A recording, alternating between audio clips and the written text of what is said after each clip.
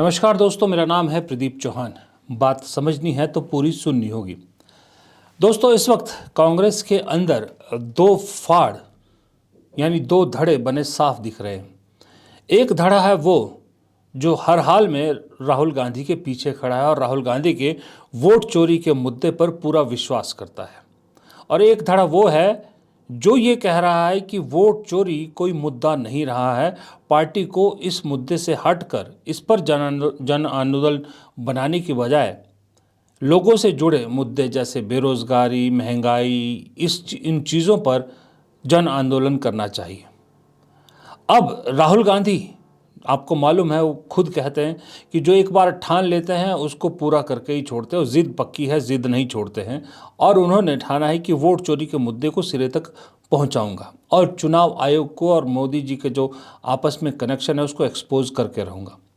इसलिए पार्टी ने मोदी जी के खिलाफ या चुनाव आयोग के खिलाफ इनफैक्ट मान के चलिए एक बड़ी मुहिम का ऐलान किया है, जिसकी शुरुआत 14 दिसंबर को दिल्ली में एक बहुत बड़ी रैली करके करना चाहते हैं, क्योंकि 12 राज्यों में इस वक्त SIR चल रहा है।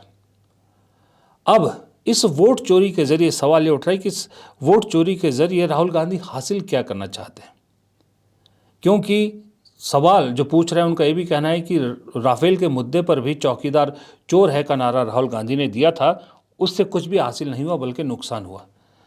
लेकिन मुझे ऐसा लगता है कि राफेल वाला मामला थोड़ा वीक था। उस वक्त राहुल गांधी के हाथ में इतनी पुख्ता चीज़ें नहीं थी जितनी वोट चोरी के मामले में है। और दूसरी बात, जिस तरह से चुनाव आयोग इस वक्त SIR को लेकर जल्दबाजी कर रहा है, वो अपने आप में एक सवाल पैदा कर रहा है।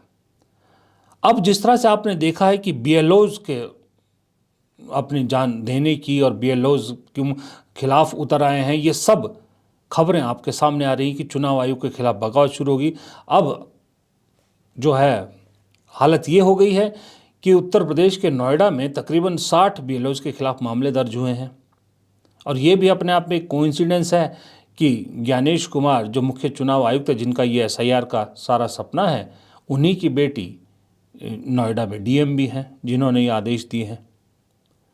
तो जब BLOs को नहीं बख्शा जा रहा, और दूसरी बात सवाल ये पूछा जा रहा है कि उत्तर प्रदेश में चुनाव बहुत दूर हैं अभी, और राजस्थान में भी अभी काफ़ी वक्त है चुनाव में, दूसरे राज्यों में भी काफ़ी वक्त है चुनाव में, तो ये जल्दबाजी क्यों की जा रही है? 5 दिसंबर तक का वक्त क्यों दिया गया है? क्यों नहीं इसे पूरा वक्त दिया जा रहा? BLOs को प्रॉपर काम करने का वक्त क्यों नहीं दिया जा रहा? 6 महीने का वक्त दे दीजिए, क्योंकि चुनाव भी जिन जिन राज्यों में बहुत दूर है वहाँ तो वक्त दिया ही जा सकता है। क्या बात है कि चुनाव आयोग इतने कम टाइमलाइन में BLOs को प्रेशराइज कर रहा है, और BLOs को पे इतना प्रेशर आ रहा है कि वो अब बगावत पर उतर आए हैं। SIR को शुरू हुए मात्र 19 दिन हुए और 16 BLOs को चुनाव आयोग काल के गाल में खा गया। आत्महत्या कर ली उन लोगों ने। क्यों की आत्महत्या? उनके परिजन बता रहे हैं कि काम का दबाव ज्यादा था, मानसिक यंत्रणा दी जा रही थी, मानसिक प्रताड़ना दी जा रही थी। 50 करोड़ लोगों को 12 राज्यों में 1 महीने के अंदर उनके फॉर्म भर करके अपलोड करने। वो इंसान है, वो कोई मशीन नहीं है। चुनाव आयोग को इस तरीके की जल्दबाजी क्यों है, ये समझ के परे। भारतीय जनता पार्टी इस पर क्यों कुछ नहीं बोल रही, उसकी सरकार क्यों कुछ नहीं बोल रही, ये एक रहस्य है। प्रत्यक्ष या परोक्ष रूप से कौन किसकी मदद कर रहा है, ये भी रहस्य है। लेकिन देश के नागरिकों की और सरकारी नागरिकों की जान लेना, ये कहां तक उचित है? ये आत्महत्या क्यों कर रहे हैं? और ये 1 महीने की जगह इनको 4 महीने क्यों नहीं किया जा सकता? ये चुनाव आयोग बताएगा? या अभी तुरंत कहीं कोई चुनाव है? इतना दबाव आखिर क्यों दे रहा है सरकारी कर्मचारियों पर? अगर सरकारी कर्मचारियों की ये आत्महत्याएं इसी तरीके से होती रही तो कांग्रेस पार्टी और हम सब लोग कहेंगे कि ये संस्थागत हत्याएं हैं जो कहीं ना कहीं चुनाव आयोग के दबाव में हो रही हैं। अच्छा, चुनाव आयोग को बचाया जा रहा है, ये भी किसी से नहीं छुपा है, क्योंकि जब जब चुनाव आयोग पर सवाल उठाते हैं राहुल गांधी, जवाब देने BJP आती है, चुनाव आयोग जवाब नहीं देता। अब तो 272 लोगों से बाकायदा चिट्ठी लिखवाई गई है, जिसने और ज़्यादा एक्सपोज कर दिया कि ये चुनाव आयोग और मोदी जी की कुछ तो मिलीभगत है। नरेंद्र मोदी जी ने चुनाव आयोग को बचाने के लिए देश के 272 रिटायर्ड जज, रिटायर्ड आईएएस अफसर, रिटायर्ड आईपीएस अफसर, ऐसे लोगों के दस्तखत कराए जो खुद भाजपा में मेंबर हैं, जो आरएसएस से जुड़े हुए हैं और जिन पर भ्रष्टाचार के आरोप है, जिनके घर पे करोड़ रुपए मिले हैं, वो सब चुनाव आयोग का पक्ष ले रहे हैं।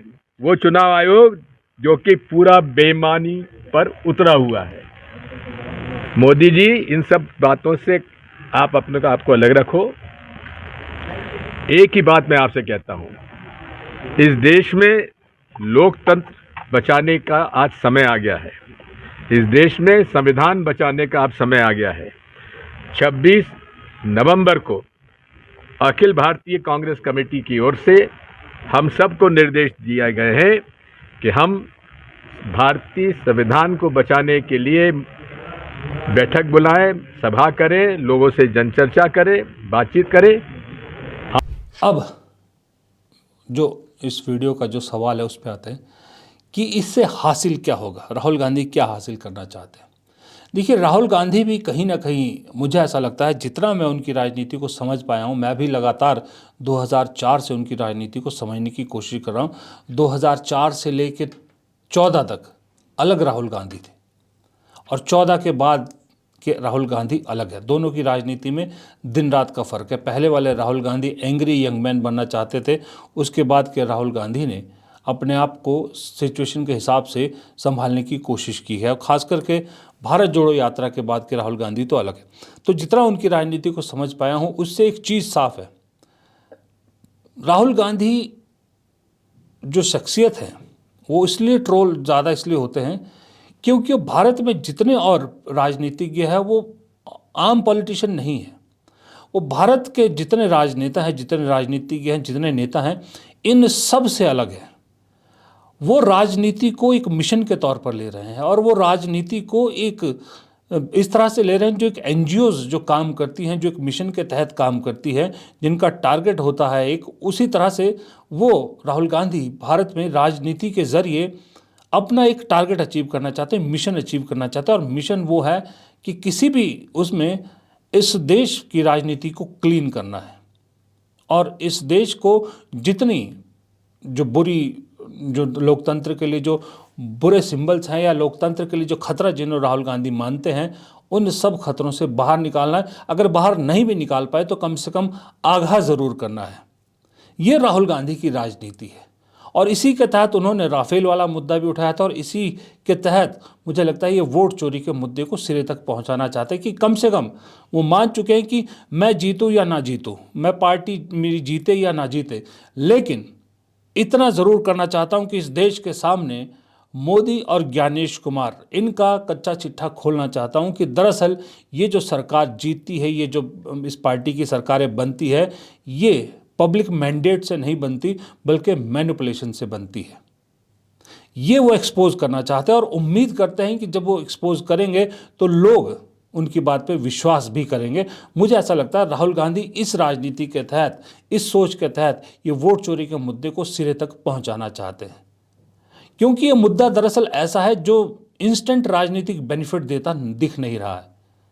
लेकिन राहुल गांधी की नज़र में कहीं ना कहीं 2029 है और उन्हें लगता है कि अगर पार्टी और वो पूरे जोश से, पूरी ईमानदारी से इस मुद्दे को लोगों तक पहुंचा और कहीं एक जन आंदोलन के रूप में इसको कन्वर्ट करने में अगर कामयाब होते हैं तो 2029 में इसका फल ज़रूर मिलेगा, इसका असर भी दिखेगा और इसका फल और असर राजनीतिक फ़ायदे के रूप में भी दिख सकता है, जहां आपको कांग्रेस की सीटें बढ़ती नज़र आएगी। और इस दौरान राहुल गांधी शायद ये भी जानते हैं कि इस दौरान बहुत से साथी बिछुड़ भी जाएंगे, बहुत से साथी जो है उनका साथ भी छोड़ देंगे, क्योंकि राहुल गांधी वोट चोरी के मुद्दे पर ही हर जगह जाएंगे और दूसरी पार्टियां, जो रीजनल पार्टियां हैं, उनको अपने हित साधने होते हैं, वो शायद चुनाव में उन मुद्दों पे ज़्यादा जोर देंगी।